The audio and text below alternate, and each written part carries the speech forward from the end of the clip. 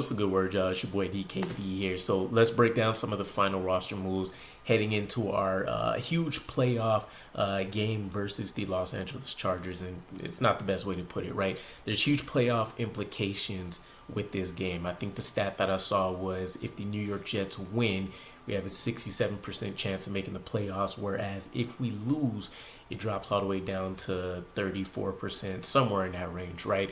Obviously, a stark difference, and this puts us in prime position in the AFC East division race. I can't remember who tweeted it out, but essentially you're taking a look at the Dolphins and the Bills, both with 3 losses apiece. If the Jets can add another win to the win column, considering we had an early bye week, we're basically right there in the game, right? And we still have the Bills, the Dolphins twice, and the Patriots once again to consider, all while stacking up some other easy wins along the way for at least what it looks like on paper. So there's a lot of moves, a lot of injuries, a lot of, jumbling of the roster that's going on right now. Luckily, we had a couple extra days, which made a huge difference for the New York Jets and some of the guys that we're going to be considering here.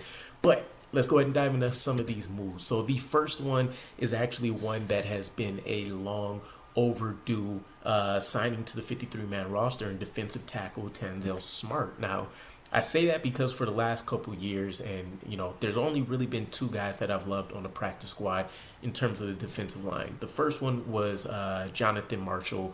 He got snatched up by the Steelers. The other guy was Tanzel Smart, though.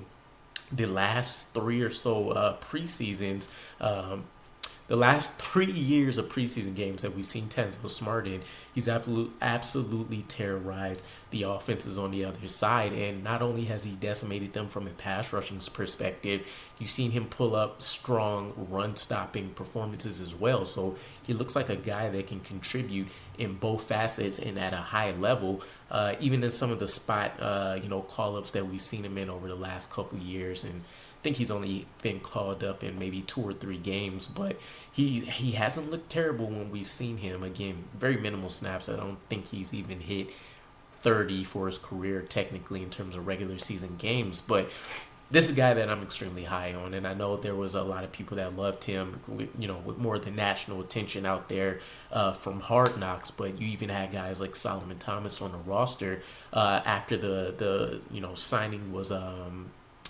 made public news that he felt Tanzel Smart should have been on the 53-man roster the entire time. So whether that was just the big ups or kind of promoting Tanzel Smart or more so a knock on some of the guys in the room, which I would probably say he should have Solomon Thomas's job if I'm being realistic here.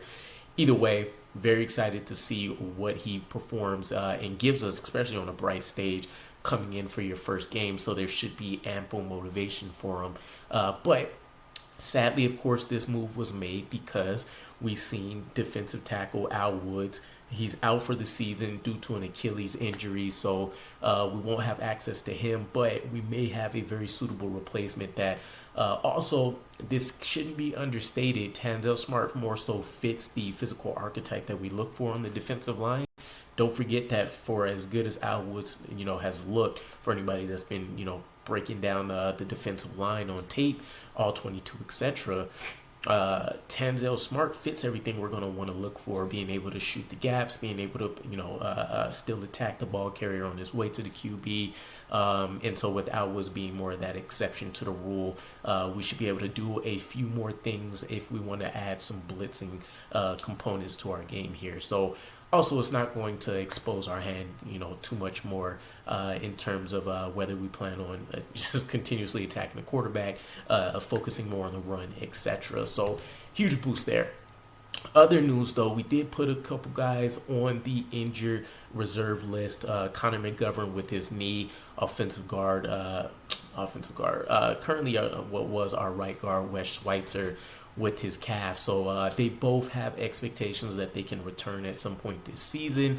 But once again, for the umpteenth time during Robert Saleh's tenure, we are reworking this offensive line configuration. And so I want to say we're looking at maybe somewhere between the 4th and 6th iteration of our offensive line already. It's basically felt like only 2 straight weeks that we've had the same starting 5 offensive line combination. So we'll see how things pan out, right? We've had a week, again, some healthy guys coming back to kind of help balance out sad feelings. So, you have Joe Tippmann. This is the big headline here, right?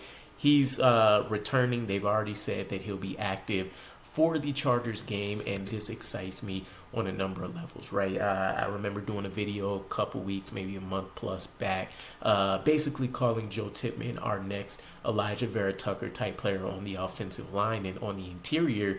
It's huge news for us. I mean, Elijah Vera Tucker's basically done everything but center anyway. So you add another guy that can perform at a bunch of different spots at a high level.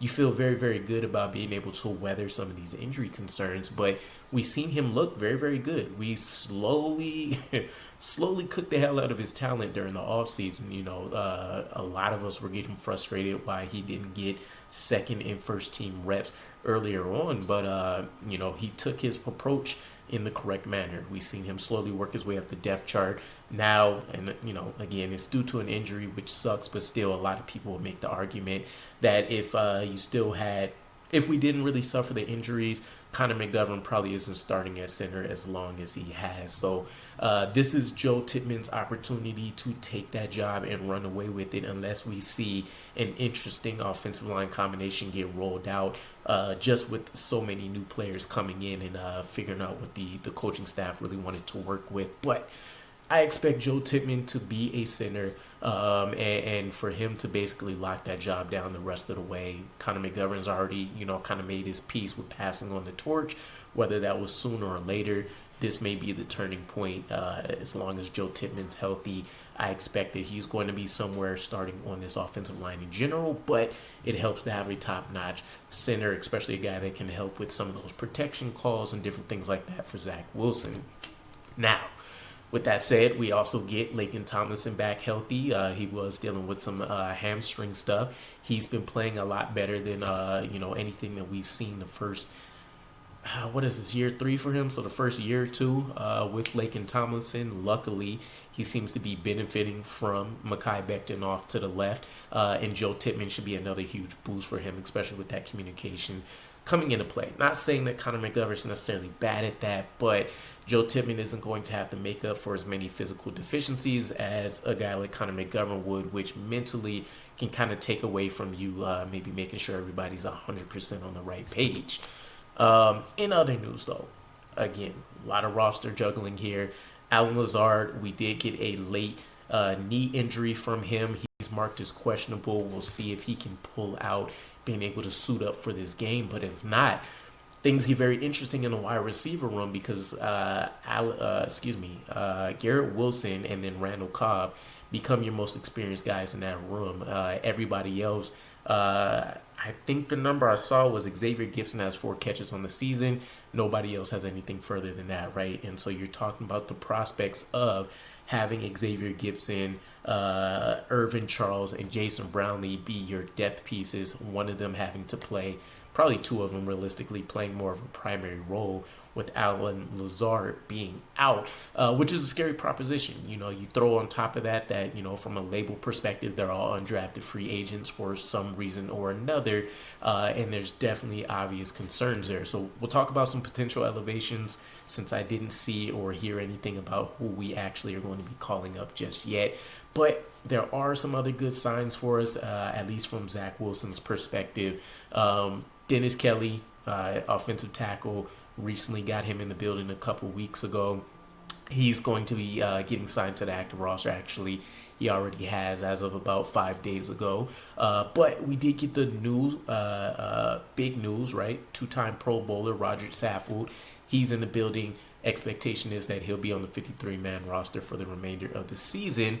That is essentially going to replace our Wes Schweitzer issue that we had. A guy, plenty experience, familiarity with Keith Carter, offensive line coach from his time with the Titans.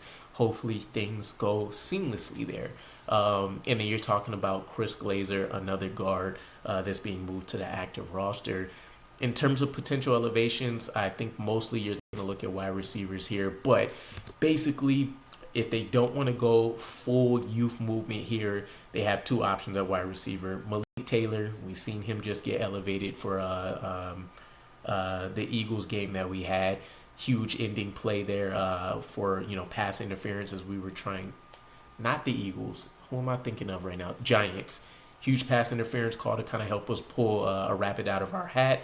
And then Lance McCutcheon, another veteran signing, at least somebody that's been in some regular season games and can kind of, not look like a deer in headlights for us. And then Jason Brownlee, I'm almost positive he's not officially signed to the 53-man roster, and we just elevated him last week.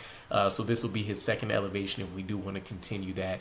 And then Xavier Newman, obviously our emergency center option that played for us in the Giants game.